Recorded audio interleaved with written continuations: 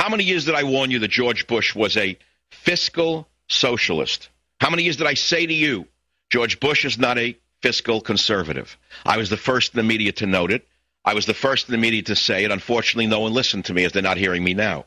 George Bush is the man who greased the skids for the takeover by this imposter, Obama.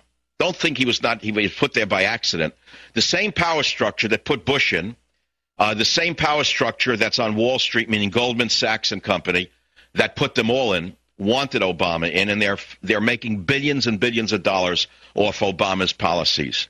You know, it's very reminiscent of another dictator who came along in the 1930s, who initially was supported by the capitalists of that country.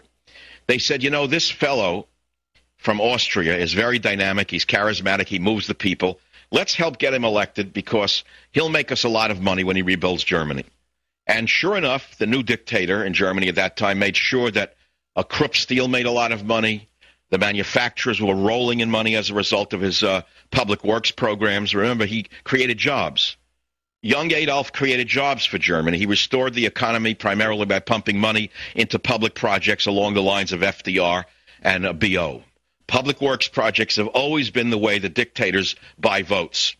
In the old days in Chicago, they gave out $5 bottles of cherry brandy to bums in the street. Now they give out green czar jobs to the same type of personalities with degrees from Yale University, which are worth about as much as a degree out of a Cracker Jack box.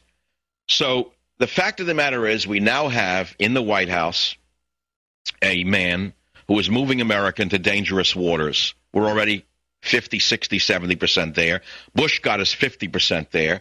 Bush took us on this socialist course. You say, well, why would a capitalist, why would the capitalists at Goldman Sachs want to make the economy socialist? You see, you can't make that connection. It's very difficult to make that leap because many of you have a false notion of what socialism is and what socialists do, and you think that socialism means no money.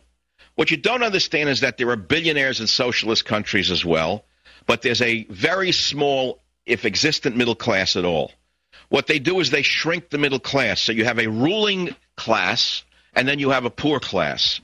It's a two-class society, not a three-class society. The United States of America has always had and prided itself on its large middle class. As you know, the middle class has shrunk under George Bush and is shrinking now even more rapidly under Barack Hussein Obama because the goal is a ruling elite, the Hillary Clinton crowd, the Obama crowd, the Kennedy crowd, the Goldman Sachs crowd, the George Soros crowd, and throw in a few others. They want to run the world, and they don't want you to have any say in it. That's why they hate your guts when you go to a town hall meeting.